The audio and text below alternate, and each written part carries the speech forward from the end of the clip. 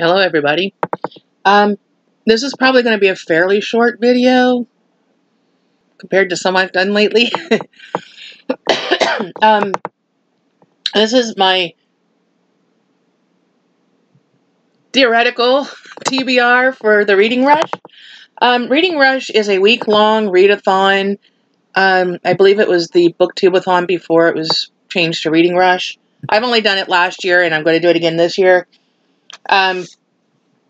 They give you a list of prompts. You can try to read for the prompts if you want to. You can earn badges on their website. But basically, it's a week-long readathon. Try to read as much as you can. I crushed it last year. I got all 7 prompts. I read extra books. I read like 1,500 pages or some crazy number like that. So I'm hoping I can do that again this year. I don't know. Since the end of April, I've kind of been in a reading slump. It's picked back up. I'm doing better now in July than I did for May and June. Throw in the complication of my dad died in the middle of May. That kind of put everything at a standstill for a short period of time, and now I'm starting to get back into reading. So hopefully Reading Rush will be, good, and I will be able to accomplish some of that. I've written down the prompts and the books I think I'm going to read for them. Some of them I have requested from the library, and I'm requested them on Overdrive, so hopefully one way or the other I can get them in time for the Reading Rush. Reading Rush is July 20 to 26. It's a week long, like I said. And the challenges are to read a book that is the same color as your birthstone. You're weird. Go away. Well, go eat your dinner. I'm gonna blame it. 45 minutes ago, I told him his dinner was ready. Now he's finally coming down to get it. Anyway, read a book that's the color of your birthstone. My birthstone is emerald because I'm born in May. And I found by Elizabeth Peters, it's a book called Legend in Green Velvet. I like Elizabeth Peters, so I'm going in sight unseen. I don't know anything about the book, other than it's got a cover that is kind of emerald green. So fingers crossed it's a good one. Another challenge is the movie to book challenge, where you read a book that inspired a movie that you have seen. So basically, if you've seen a movie, then go read the book that is based on. I'm trying to get a hold of How to Train Your Dragon. I saw somebody else mention this one in the forums, and I thought, oh yeah, I like that movie. It's cute. I'd like to watch it again. So maybe if I can get a hold of that book, it shouldn't be too terribly long to read. I want to say it's like a middle grade book. So I think that'll be a fun one. And I found out the audiobook is read by David Tennant. Yeah, that's going to be good. He does a phenomenal job on audiobooks. Then there's the challenge. To read a book with the title that starts with the word the. You would think this would be a super simple book challenge, right? Because so many books have the as the first word. Until you go to find one. I looked on my Overdrive, what I have downloaded so far. I have, my limit. I have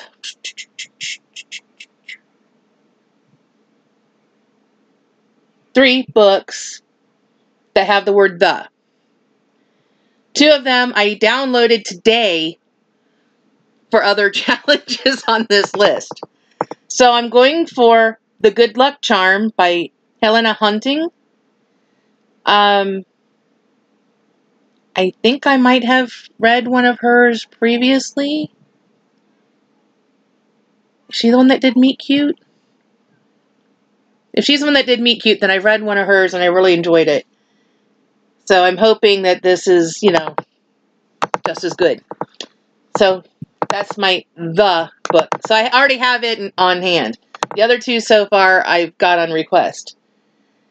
I'm going to skip over that one and come back to it. Least read genre.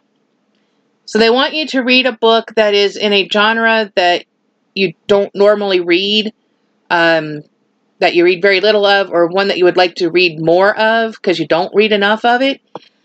I'm going with Westerns. I've read a few. The few I've read, I've enjoyed. Zane Grey and Louis L'Amour. I've enjoyed both of them pretty well. My dad loved Westerns, so in honor of him, I'm going to go for a Western on this one.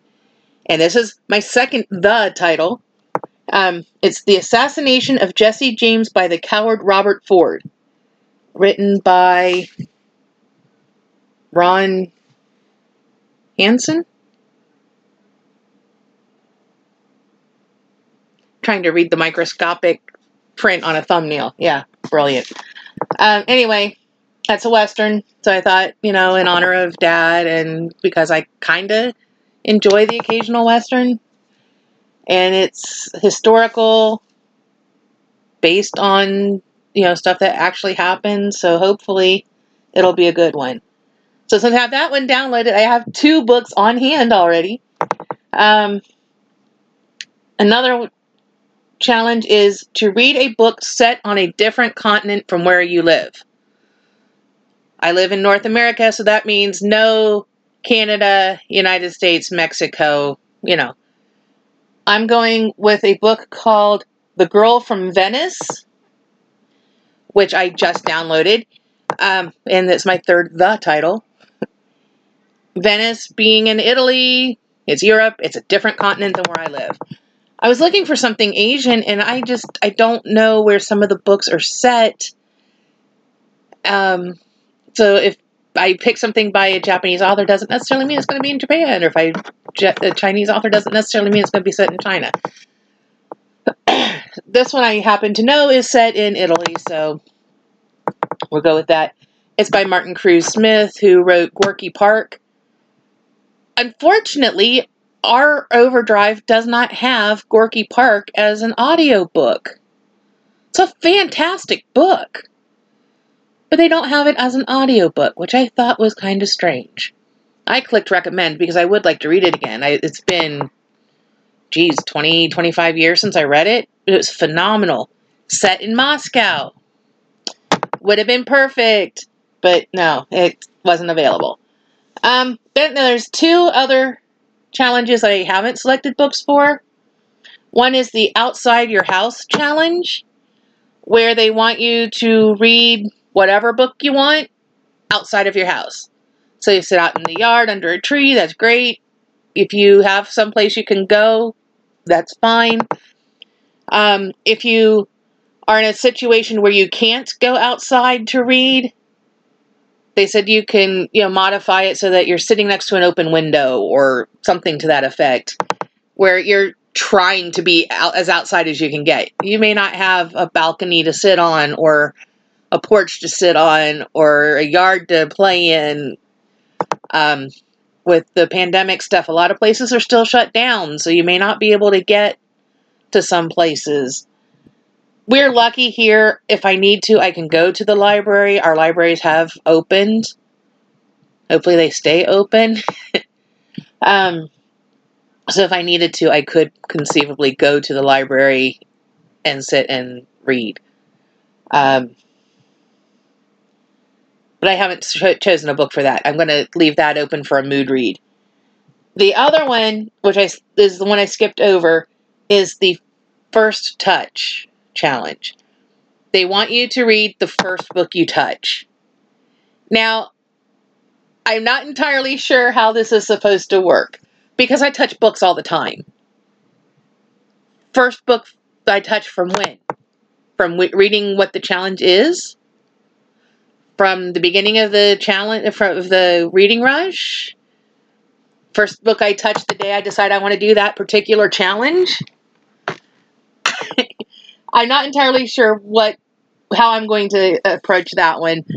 So I haven't chosen a book for it. Again, I'm kind of leaving that open to a mood read situation. I don't know.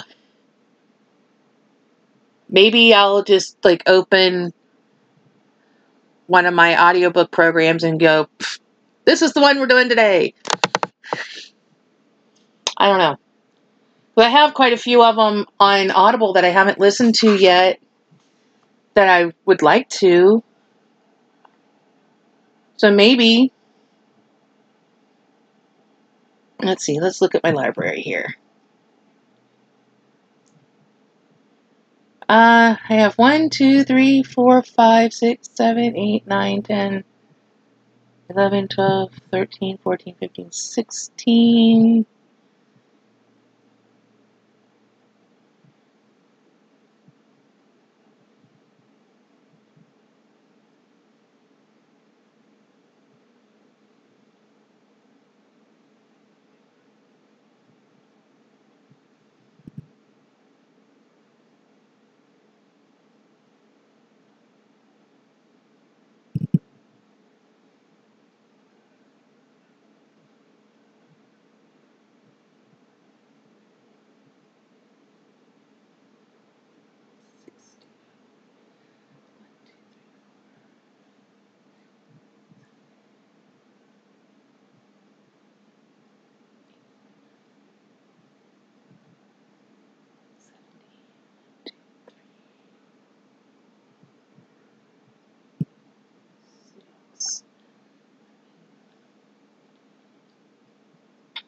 Eight, 79, 80, 81, 82, 83, 84, 85,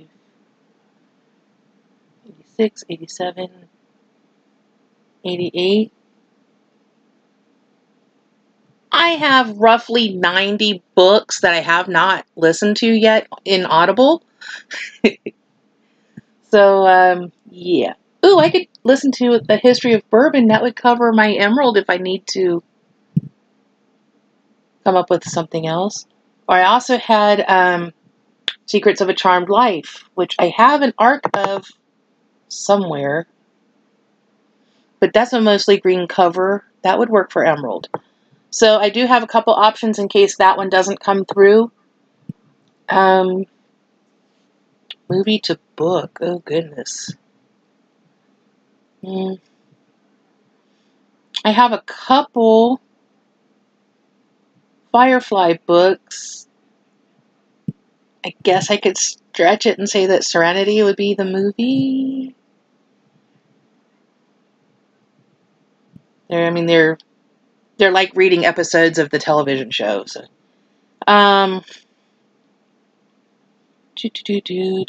saw one. I thought maybe Flowers in the Attic. I believe there's a movie of that, but I haven't seen the movie yet. So if I can see the movie and read the book, then I think that would work. I could always read Treasure Island again. I love Treasure Island. That's a great book. I read it when I had to take a children's literature class. Yeah, and I really, really liked it. But see, for first book, I could read, or first touch, I could conceivably touch 8 Perfect Murders and finally get to read it. I've got it downloaded. I finally listened to The Chain and You Are Not Alone this last week. I've had that on here for a while. What else is there? I'd kind of like to listen to There's Something About Sweetie, because I like those books, that series. Which I guess there's another one coming out in the series. I can't remember the name of it. I saw it on Goodreads the other day, and I thought, ooh. So yeah, I think, why do I have that on here twice? That's weird. I was just watching Peter Likes Books YouTube video where he's talking about his TBR for the reading rush. And he was talking about Audible.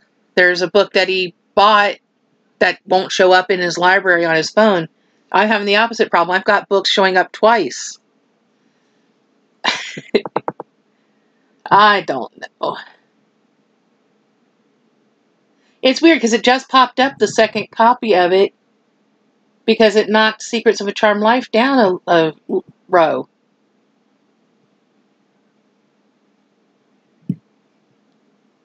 But I have somewhere between 85 and 90 books on here that I have not listened to yet because I'm just noticing that like 19th Christmas, which is one of the James Patterson Women's Murder Club books, is not marked as being read, and I've already read it.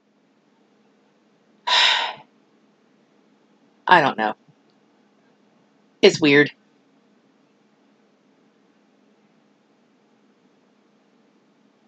And when I click on downloaded, it's showing some that I have already returned or told to remove from device. And they're still on here. Yeah, I remove them again. I don't remember listening to that. That's showing it as read.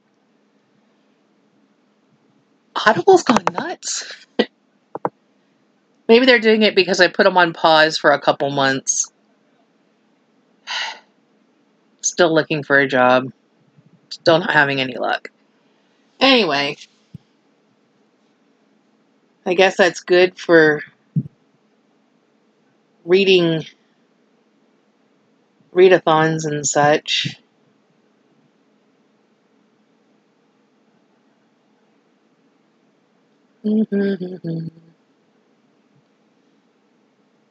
Anyway, that's all I really have. If I can get a hold of them, I'm going to try for Legend in Green Velvet and How to Train Your Dragon. If not, I've got a couple possibilities that I could do otherwise. Definitely going for The Good Luck Charm, The Assassination of Jesse James, and The Girl from Venice. And probably at least 2 more books.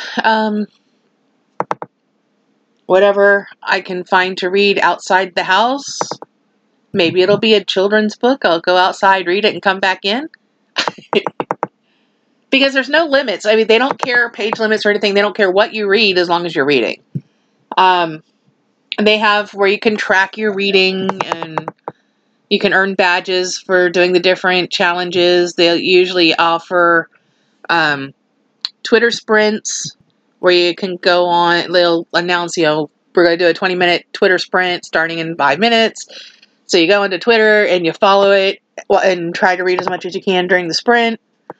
I didn't do a Twitter sprint and I didn't do a read-in last year. Those are the only 2 things I didn't accomplish. Mostly because when I found out about Twitter sprints, they were already over. And the read-in thing, nobody was doing one in my area. And when I found out about the online one, it was over. So it didn't do me a whole lot of good. I found out after the fact. But they do, like Instagram challenges. They do YouTube challenges. So they'll come up with today's challenge is, one of the ones they did last year was to make a video where you make your first name out of the titles of books. Which, my first name only has 3 letters, so that was easy. And I happened to have a book that had my name in the title, so that was even easier. If you wanted to bend the rule a little. But I spelled out my name with the first letters of titles. There was one where you were supposed to do a selfie with you and your pet in a book. And mine was kind of complicated because I'm terrible at selfies anyway. And at that point in time, we had our cat Meowsabub. She's now living at my brother's house for reasons that I can't really go into right now. So I was holding the cat in the book, And it was while I was doing my video for the make your name out of titles, and I took a picture of the screen of the computer where the video was while I was holding the cat and a book. So it was very complicated, but it was a selfie because I took the picture of myself of me, right? I just wasn't aiming the camera at me. I was aiming it at the computer screen. Anyway, it counted. It worked. It was fine. But there's, they do crazy challenges like that. There was one where you were supposed to make an outfit inspired by a book. I didn't do that one because my clothing, really, my options are kind of limited. So, Anyway, Reading Rush, July 20 to 26, 2020. And hold on just a second, and I will tell you the website. TheReadingRush.com. Yeah, pretty simple. ReadingRush.com. So it'll give you all the information you need. There are several videos on YouTube about it. Just type in Reading Rush 2020. I'm sure you will get more than my video popping up. More people will tell you about it. I don't want to get their names wrong. I think their names are Raylene and Ariel that set it all up, put it together. They'll have videos up too. So I will, if I can remember to do it, I will try to link their announcement videos. And the Reading Rush website I'll link. And I think that is really about all I've got for right now. So I hope you decide to join us. Most of the bigger YouTubers, booktubers, tend to participate in this when it's a big deal challenge. Yeah, a lot of people really like it. It's fun. I had a good time doing it last year. And as a matter of fact, I'm in the middle of a readathon that goes from the 10th to the 20th for a group that I'm in on Goodreads, and then I will jump right into another readathon. I'm going to get my numbers back up. Okay, well, I will see you in the next video. Don't forget to do all the YouTube-y things. Comment, like, share, subscribe, ring the bell icon, yada, yada, yada. You know what to do. All right. See you in the next one. Bye-bye.